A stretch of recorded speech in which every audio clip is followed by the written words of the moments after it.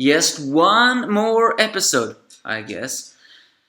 Until the Kuroko no basket finally is finished. Who is gonna win? Who is gonna lose? We are jumping into an awesome episode here that begins with despair, but ends, well, it still ends with despair. But the meaning on the meantime is really hyping up here.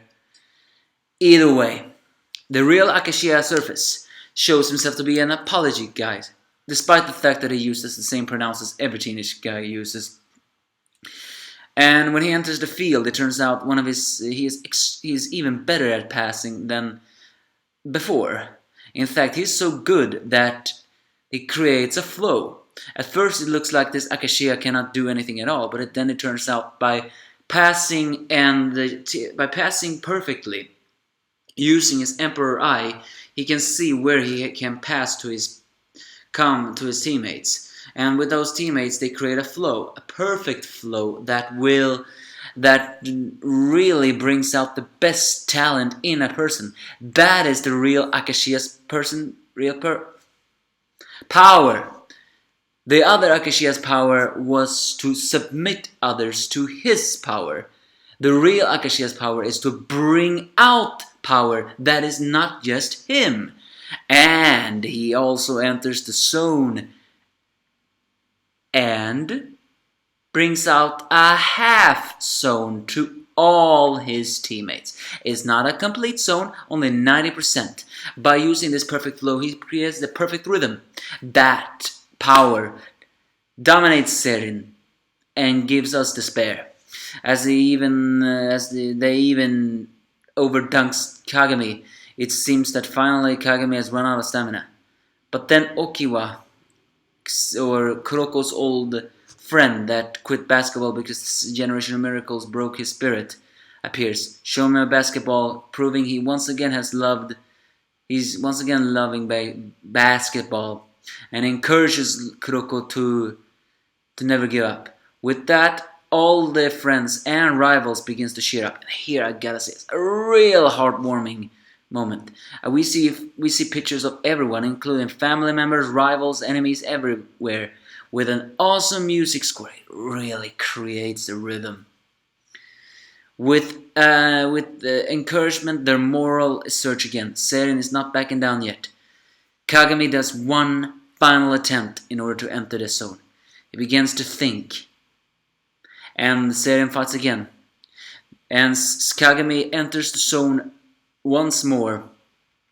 He again proves that he is not someone who should be trifled with. But in fact, now the team of Seirin itself creates a perfect flow. Or not really a flow, more like a synchronization. And it's because Kagami has opened the second door.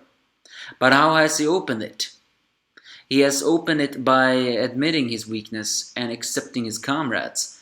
Or more likely, the figure that was guarding the gate was Kuroko himself. And since Kuroko is a shadow, a misdirection or everything, a guy that becomes stronger if another person is stronger, a guy that can bring out potential to another person if he supports them, that way proves that the real true power of zone is not when someone just uses their own 100%, but also to bring out a synchronization of teammates so they can also do the 100%. It's not the same as the perfect rhythm, it's not a zone, it's just a synchronization.